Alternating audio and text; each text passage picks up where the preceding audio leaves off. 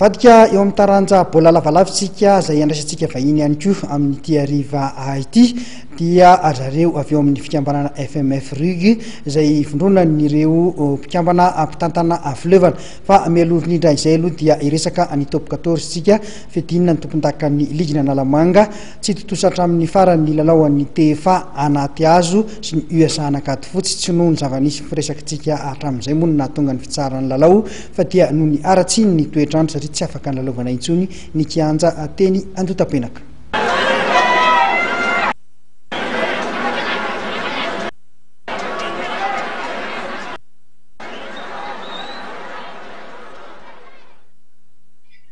Tsy nisy korotana, tsy nisy tabataba, tsy nisy fikasihan-tanana mpitsara, tsy nisy fanakorontanana avy amin'ny mpijery.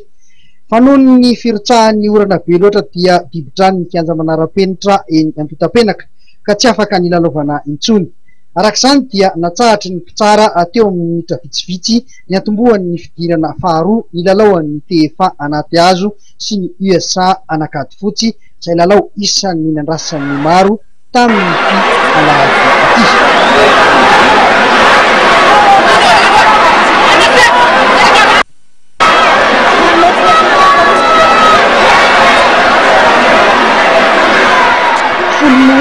Io isa teny amin'ny solaitra be izay baolina maty teo amin'ny fidirana voalohany avokoa no mitsara ny lalao.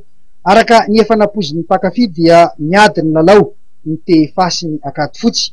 Baolina neto tanàna voatsara miampy hors-jeu iray no maty ny TFA izay ny tokony folo ary hors-jeu roa kosa no voatsara ny USA anakady fotsy ka ny tokony enina.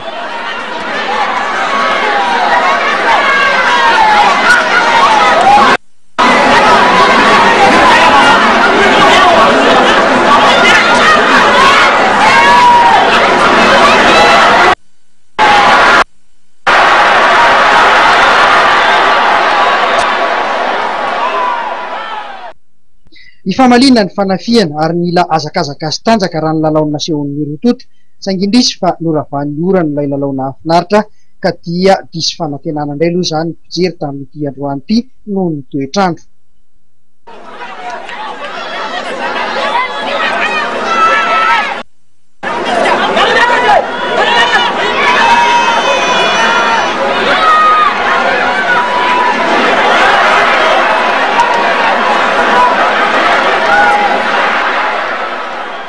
Averina amin'ny fotoana mahamety azy araka ny nambaran'ny zareo avy eo amin'ny ligina Analamanga ilalaoan'ny TFA sy ny USA anakady fotsy.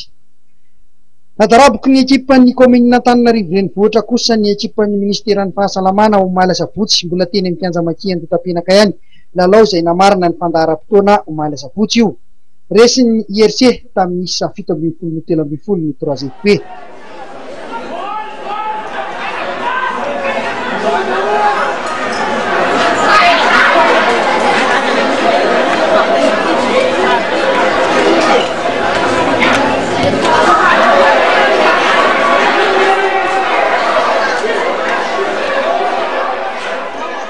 Nanatombo ny IRC teo amin'ny isan'ny fanafiana izay nilalao aingana ka nanahirana ny 3FP no nisakana azy.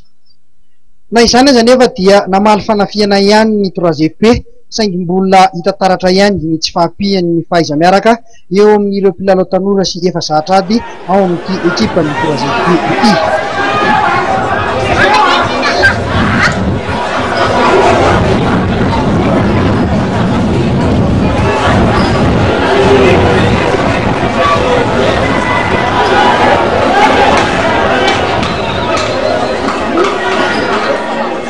Izao ireo vokatra hafa nandritra ity faran'ny herinandro ity.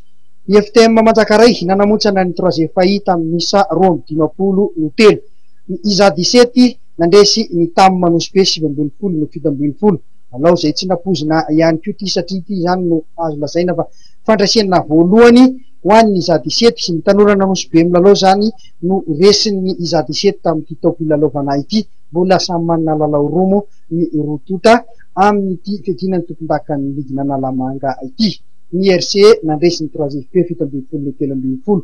Mokafoy 9-20 kosa no nandresen'ny USA Semino ny zareo avy amin'ny Ethiopia. Savonnerie Tropicale nandresy ny Stade Olympique de Lemirna 2-24. Ny TFM nandresy ny kosfa 4 ambin'ny folo no folo.